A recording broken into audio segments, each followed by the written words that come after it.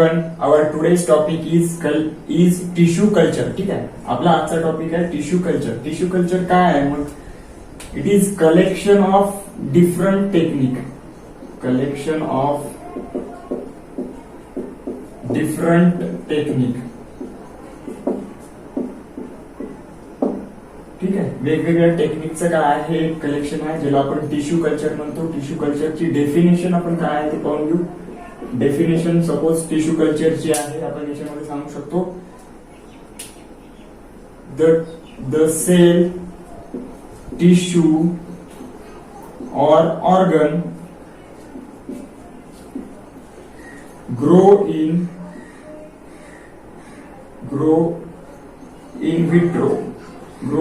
in vitro in liquid or solid medium under control, under aseptic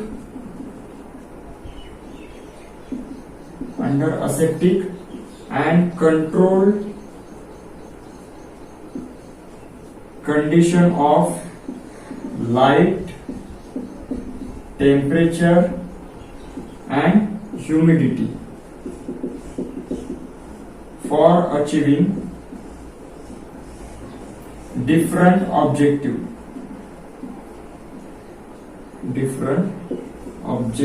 called as tissue culture. Tissue culture काय आहे? Tissue culture काय बघा, sale, tissue और organ grow in vitro in a liquid और solid medium. ठीक आहे, sale किंवा tissue किंवा ऑर्गन यांना काय करणं, इन विट्रो म्हणजे काय, लॅबोरेटरीमध्ये लिक्विड किंवा सॉलिड मीडियम वर काय करणं, ग्रो करणं.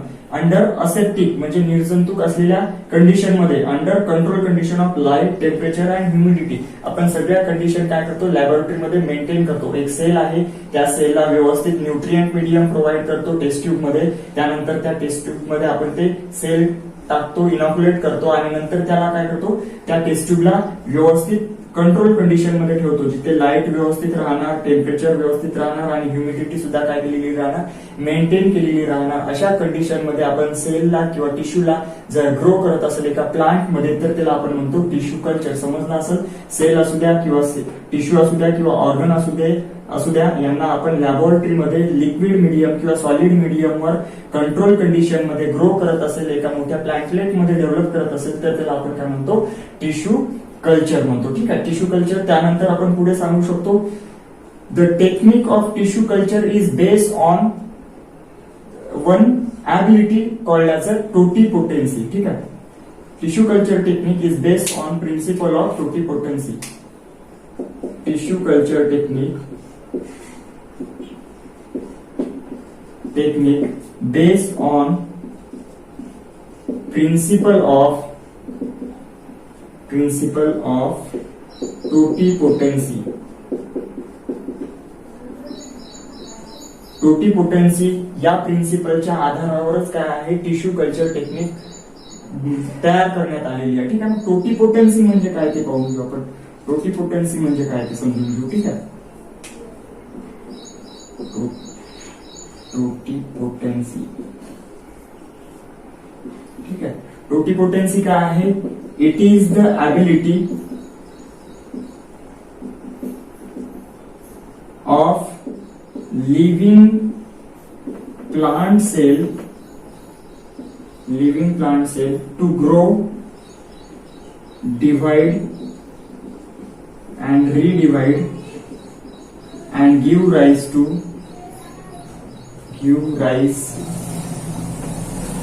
new plant called as totipotency. Totipotency म्हणजे काय? टोटिपोटेंसी हे एक ॲबिलिटी आहे, म्हणजे एक क्षमता आहे. कशाची? लिव्हिंग प्लांट सेलची. प्लांटच्या सेलमध्ये एक क्षमता असते, ती सेल काय होते, डिवाइड होते, रिडिवाइड होते आणि त्यानंतर काय करते, त्याच्यापासून एक काय होऊ शकते, कम्प्लीट प्लांट डेव्हलप होऊ शकते. त्या ॲबिलिटीला आपण काय म्हणतो, टोटिपोटेंसी म्हणतो. आणि या ॲबिलिटीवरच आपण काय केलेलं आहे, टिश्यू कल्चर टेक्निक काय केलेली आहे, डेव्हलप केलेली आहे. ठीक आहे, मग आपण पुढे सांगू शकतो हर्बरलँड नावाचा एक सायंटिस्ट होता.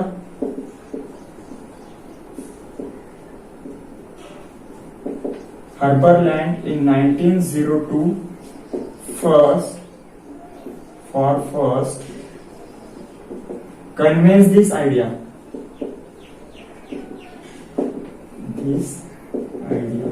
हर्बरलँड नावाच्या सायंटिस्टने 1902 साली ही आयडिया सांगितली होती आपल्याला.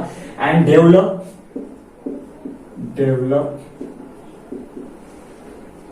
इन व्हिट्रो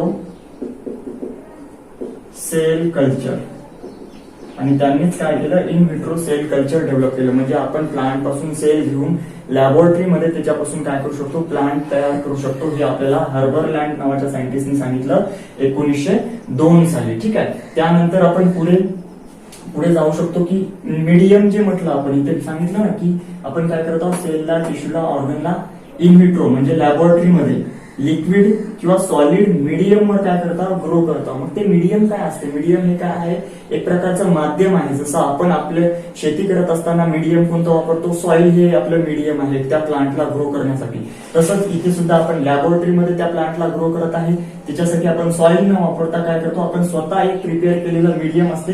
ते लिक्विड पण असू शकते, सॉलिड पण असू शकते. ठीक आहे. मग आपण इथे सांगू की मीडियम काय असते. मीडियम काय असते, मीडियम म्हणजे काय आहे, medium content all the essential nutrient. ठीक आहे. मीडियम मध्ये काय असते, it content all essential mineral. ठीक आहे. मीडियम मध्ये काय राहणार, सगळे आवश्यक असणारे मिनरल्स राहणार. सोबतच याच्यामध्ये राहते सोर्स ऑफ कार्बोहायड्रेट. सोबतच काय राहणार, वेगवेगळे कार्बोहायड्रेटचा सोर्स राहणार, जो कार्बन आणि हायड्रोजनचे मॉलिक्यूल काय करणार, प्रोव्हाइड करणार प्लांटच्या ग्रोथसाठी. ठीक आहे. त्याचबरोबर याच्यामध्ये असते प्रोटीन. त्या मीडियम मध्ये काय राहणार, प्रोटीन राहणार. त्यानंतर काय राहणार, याच्यामध्ये फॅट राहणार. त्यानंतर आपण सांगू शकतो वॉटर राहणार. ठीक आहे. मीडियम मध्ये वॉटर. त्यानंतर याच्यामध्ये वेगवेगळे हॉर्मोन्स राहणार जे प्लांटच्या ग्रोथसाठी लागतात. त्याचबरोबर काय राहणार, व्हिटॅमिन राहणार. या सगळ्यांचं एक मिश्रण म्हणजेच काय झाले, मीडियम झाला. आणि त्या मीडियमचा वापर करून आपण काय करू शकतो, त्या सेलला एका प्लांटमध्ये डेव्हलप करू शकतो. ठीक आहे. समजलं असेल मीडियम म्हणजे काय सांगितलं आपण, इसेन्शियल मिनरल असतात, त्याच्यामध्ये सोर्स असते कार्बोहायड्रेटचे, protein, fat, water, hormones, vitamins हे असते. आणखी एक कंपोनंट असतो त्याच्यामध्ये अगार. अगार नावाचा एक सबस्टन्स असतो जो जेली लाईक कन्सिस्टन्सी,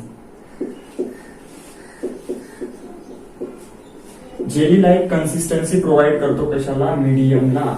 म्हणजे जर आपल्याला मीडियम सॉलिड बनवायचं असेल तर त्याच्यामध्ये आपण अगार नावाचा काय करतो, एक कंपोनंट त्याच्यामध्ये काय करतो, ऍड करतो. अशा प्रकारचं काय असते, हे मीडियम असते. टाइप्स जर आपण पाहतो म्हटलं, टिश्यू कल्चरच्या टाइप्स बद्दल बोलतो म्हटलं, टिश्यू कल्चरच्या type on the basis of explant. Explant काय आहे ते पाहू आपण पहिल्यांदा. ठीक आहे.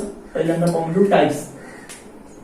On the basis of explant tissue culture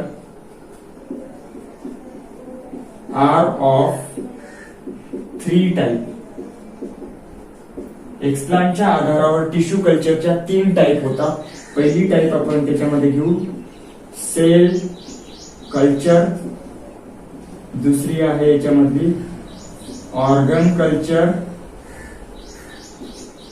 आणि तिसरी आहे याच्यामधली एम्ब्रियो कल्चर. कशाच्या आधारावर, एक्सप्लांटच्या आधारावर. एक्सप्लांट म्हणजे काय, explant is the part of plant which is use in a tissue culture. Explant हे काय आहे, प्लांटचा एक पार्ट आहे जे आपण काय करणार आहोत, टिश्यू कल्चर मध्ये वापरणार आहोत. मग तो एक्सप्लांट कोणता आहे, बरोबर आहे. त्या आधारावर आपण काय केलं, टिश्यू कल्चरच्या टाइप केल्या. म्हणजे एक्सप्लांट जर सेल असेल तर त्याला सेल कल्चर म्हणणार. एक्सप्लांट जर एखादा ऑर्गन घेतला असेल तर त्याला आपण ऑर्गन कल्चर म्हणणार. एक्सप्लांट एम्ब्रिओ हा एक्सप्लांट म्हणून घेतला असेल तर त्याला एम्ब्रिओ कल्चर म्हणणार. ठीक आहे. एक्सप्लांट म्हणजे काय आहे, जो पार्ट आपण प्लांटचा टिश्यू कल्चर मध्ये वापरतो त्याला आपण काय म्हणतो, एक्सप्लांट म्हणतो. डेफिनेशन घेऊन घेऊ आपण नेक्स्ट याच्यामध्ये. ठीक आहे.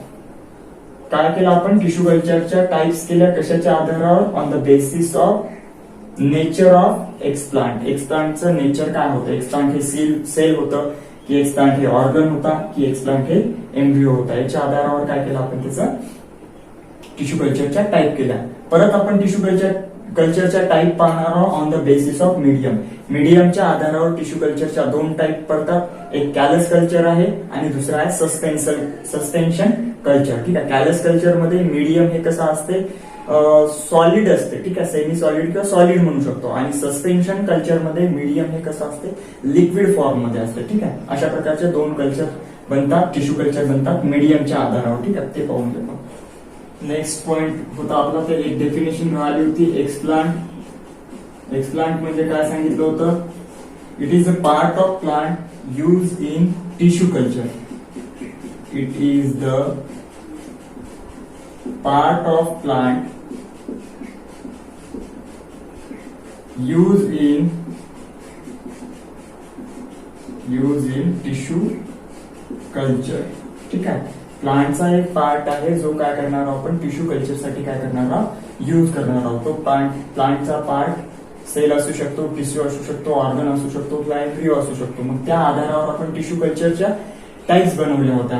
टिश्यू कल्चरच्या टाईप्स आपण सांगितल्या होत्या की याच्यामध्ये एक सेल कल्चर म्हटलं होतं. ठीक आहे. त्यानंतर दुसरं आपण एक सांगितलं होतं ऑर्गन कल्चर. ठीक आहे. आणि तिसरं सांगितलं होतं आपण एम्ब्रिओ कल्चर. हे टिश्यू कल्चरच्या काय झालं टाईप झाल्या on the basis of explant. Explant कसा आहे मग on the basis of nutrient medium. ठीक आहे. Tissue culture types of tissue culture, types of tissue culture on the basis of medium. ठीक आहे. On the basis of medium. Medium कसा आहे या आधारावर आपण टिश्यू कल्चरच्या काय करतो दोन टाईप करतो. ठीक आहे. There are two types. किती टाइप्स आहे दोन टाइप्स आहे. एक आहे त्याच्यामधली कॅलस कल्चर. ठीक आहे. एक आहे कॅलस कल्चर. कॅलस कल्चर मध्ये काय असते nutrient medium is solid. Nutrient medium is solid. जे न्यूट्रिएंट मीडियम आपण वापरणार आहोत ते कसं राहणार सॉलिड राहणार. त्याला आपण कॅलस कल्चर म्हणतो. आणि जर न्यूट्रिएंट मीडियम हे कसं असेल लिक्विड असेल तर त्याला आपण काय म्हणतो सस्पेन्शन कल्चर म्हणतो. ठीक आहे. सस्पेन्शन कल्चर मध्ये काय असते न्यूट्रिएंट मीडियम इज लिक्विड. ठीक आहे. सस्पेन्शन कल्चर साठी न्यूट्रिएंट मीडियम कसं असते लिक्विड असते. त्यानंतर टिश्यू कल्चर साठी काही कंडिशन मेंटेन करावं लागतात. पहिले आहे मेंटेनन्स ऑफ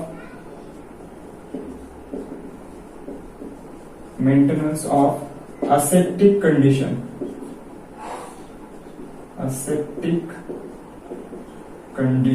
ठीक आहे. Maintenance of aseptic condition for the tissue culture is most important. ठीक आहे. निर्जंतुक वातावरण हे टिश्यू कल्चर साठी काय असते अतिशय आवश्यक असते. कारण आपण एक छोटीशा सेल पासून काय करणार आहे प्लांट ग्रो करणार आहोत. तर ते त्या छोटीशा सेल पासून प्लांट ग्रो होत असताना त्याच्यावर कुठल्याही प्रकारच्या मायक्रो ऑर्गॅनिझमचं काय नाही झालं पाहिजे इन्फेक्शन झालं नाही पाहिजे. ठीक आहे. मग आपण सांगू शकतो इथे aseptic condition is maintain to avoid infection of any microbes. ठीक आहे. कोणत्याही प्रकारच्या मायक्रोब्सचं काय करणार आपण इथे मायक्रोब्सचं इन्फेक्शन होऊ देणार नाही. त्यासाठी काय करणार असेप्टिक कंडिशन काय करणार मेंटेन करणार. मग असेप्टिक कंडिशन कोणत्या कोणत्या गोष्टीसाठी करावं लागते आपल्याला स्टेरिलायझेशन करतो आपण. त्याच्यासाठी स्टेरिलायझेशन म्हणजे निर्जंतुकीकरण करतो. कशाचं जे ग्लासवेअर असतात जे आपण काचेचे भांडे वापरणार आहोत. ठीक आहे. ग्लासवेअर जे काचेचे भांडे जे आपण वापरणार आहोत ते काय करणार आपण त्यांना काय करणार हॉट एअरच्या माध्यमातून त्याला स्टेरिलाइज करून घेणार. त्यानंतर आपण सांगू शकतो याच्यामध्ये अल्कोहोलचा यूज करून आपण त्याला काय करणार निर्जंतुक करणार. त्यानंतर आपण डिटर्जंटचा वापर करून काय करणार, त्याला निर्जंतुक करणार, किंवा हॉट वॉटरचा वापर करून काय करणार, त्या भांड्याला काय करणार, स्वच्छपणे धुवून घेणार. हे झालं ग्लासवेअरचं स्टेरिलायझेशन. दुसरी गोष्ट असते मीडियम, जे आपण माध्यम वापरणार आहोत टिश्यू कल्चरचं, त्याच्यामध्ये पण कोणते बॅक्टेरिया, कोणते फंगस, कोणते मायक्रो ऑर्गॅनिझम नसले पाहिजे, तरच त्या कॅलस जे आपलं एक्सप्लांट आहे त्याची ग्रोथ काय होणार, चांगली होणार. ठीक आहे, मग मीडियमचं काय करणार, याला आपण ऑटोक्लेव्ह करतो. याला काय करणार आपण, ऑटोक्लेव्ह करणार. ऑटोक्लेव्ह म्हणजे काय, ऑटोक्लेव्ह एक मशीन असते, एक प्रेशर कुकर, आपल्या घरी जे कुकर असते त्या टाईपच एक कुकर असते. त्या कुकर मध्ये काय केलं जाते, ते मीडियम ठेवलं जाते आणि त्या हॉट स्टीमच्या माध्यमातून त्याला काय केलं जाते, निर्जंतुक केलं जाते. म्हणजे त्या मीडियम मध्ये कुठल्याही प्रकारचे फंगस किंवा मायक्रो ऑर्गॅनिझम राहणार नाही, त्यांना काय केलं जाते, किल केले जाते ऑटोक्लेव्हच्या माध्यमातून. याचा फोटोग्राफ मी व्हिडिओमध्ये टाकेल. ठीक आहे, मीडियमचं निर्जंतुकीकरण झालं कशाच्या माध्यमातून, ऑटोक्लेव्हच्या माध्यमातून. त्यानंतर इनॉक्युलेशन चेंबर असते. इनॉक्युलेशन चेंबरलाच आपण म्हणू शकतो लॅमिनार एअर फ्लो.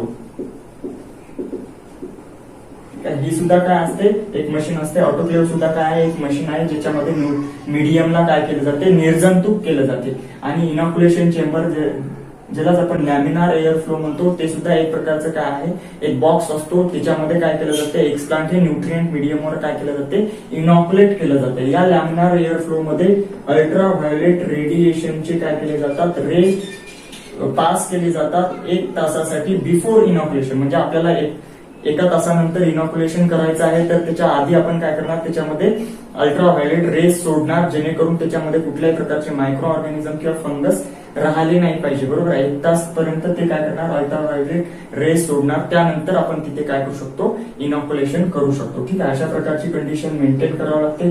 त्यानंतर आणखी आपण याच्यामध्ये सांगू शकतो की एक्सप्लांट साठी काय करणार, आपण एक्सप्लांटचं स्टेरिलायझेशन कशा प्रकारे करणार. एक्सप्लांटच्या स्टेरिलायझेशन साठी आपण काय करणार, अल्कोहोल यूज करणार किंवा 0.1% HgCl2 काय करणार, लिक्विड काय करणार, यूज करणार. ठीक आहे, अल्कोहोलचं वॉश देणार आणि HgCl2 चा काय करणार, वॉश देणार. कशाला, एक्सप्लांटला. जे प्लांटचा पार्ट आपण टिश्यू कल्चर साठी वापरणार आहे त्याला सुद्धा आपण काय करणार, धुवून घेणार. ठीक आहे, समजलं काय सांगितलं आपण, टिश्यू कल्चर साठी निर्जंतुक कंडिशन, असेप्टिक कंडिशन मेंटेन करणं काय असते, आवश्यक असते. कारण त्याच्यामध्ये कुठल्याही प्रकारच्या मायक्रो ऑर्गॅनिझमचं किंवा फंगसचं इन्फेक्शन झालं नाही पाहिजे.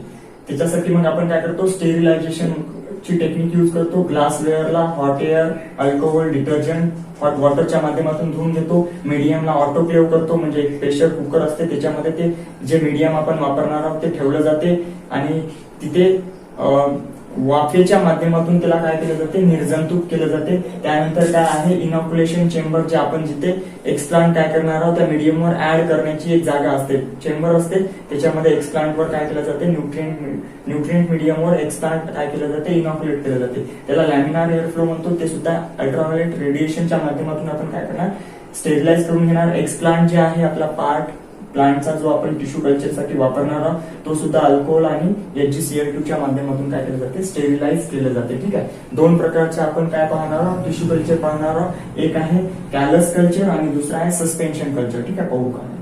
नेक्स्ट आहे याच्यामध्ये मेंटेनन्स ऑफ अदर कंडिशन.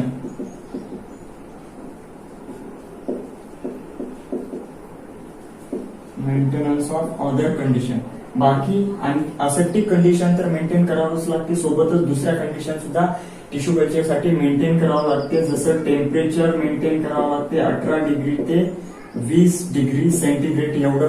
त्यानंतर लाईट मेंटेन करावं लागते. ठीक आहे, त्यानंतर ह्युमिडिटी सुद्धा काय करावं लागते, मेंटेन करावं लागते त्या जिथे आपण टिश्यू कल्चर करत आहोत त्या लॅबोरेटरीमध्ये. ठीक आहे, अशा प्रकारचे हे अदर कंडिशन सुद्धा काय करावं लागते, मेंटेन करावं लागते. त्यानंतर मी सांगितलं होतं कॅलस कल्चर काय असते ते पाहू. कॅलस कल्चर मध्ये आपण सांगू शकतो याच्यामध्ये की in callus culture liquid medium is solid medium is use. Solid medium is used.